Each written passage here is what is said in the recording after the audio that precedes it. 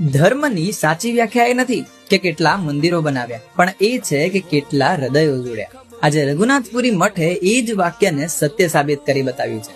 મઠના પવિત્ર પરિસરમાં મહંત શ્રી 1008 પીઠાધીશ્વર કુર્શીપુરી બાપજીએ પોતાના આશીર્વાદ સાથે એક અનોખો અવિસ્મરણીય સંદેશ આપ્યો છે.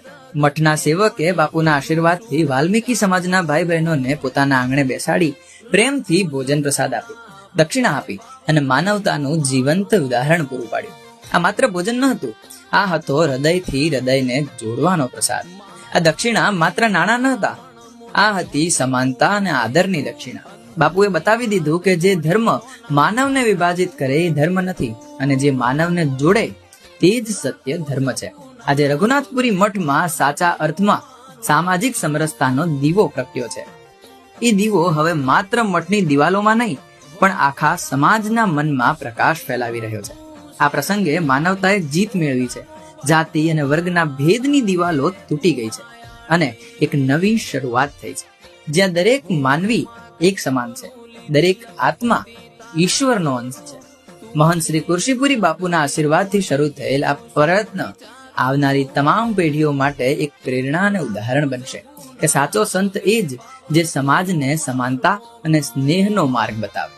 આ વિષય ખૂબ જ સકારાત્મક અને સામાજિક એકતાનો સંદેશ આપે છે. રઘુનાથપુરી મઠના સેવક દ્વારા વાલ્મીકી સમાજને ભોજન અને દક્ષિણા આપવાની આ ઘટના એ માનવતા અને સમરસતાનું જીવંત ઉદાહરણ છે. એક એવા સમયમાં જ્યારે જાતિ અને વર્ગના ભેદથી સમાજ વિખેરાતો જાય છે, એવા સમયે રઘુનાથપુરી મઠના સેવકે આપેલો સંદેશ આખા સમાજ માટે માર્ગદર્શક બની ગયો છે. વાલ્મીકી સમાજના ભાઈ બહેનોને ભોજન કરાવી, દક્ષિણા આપી અને માનવતાનું આદરપૂર્વક સન્માન કર્યું છે. આ કામ માત્ર ભોજન નથી, આ છે સમાજના હૃદયમાં સમાનતાનો દીવો પ્રગટાવવાનો પ્રારંભ.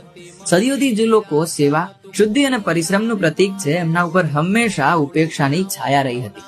પરંતુ આજે રઘુનાથપુરી મઠના આ સેવકે બતાવી દીધું કે ભગવાન દરેક માનવીના હૃદયમાં વસે છે, અને જે માનવને પ્રેમ કરે છે એ જ સાચો ભક્ત.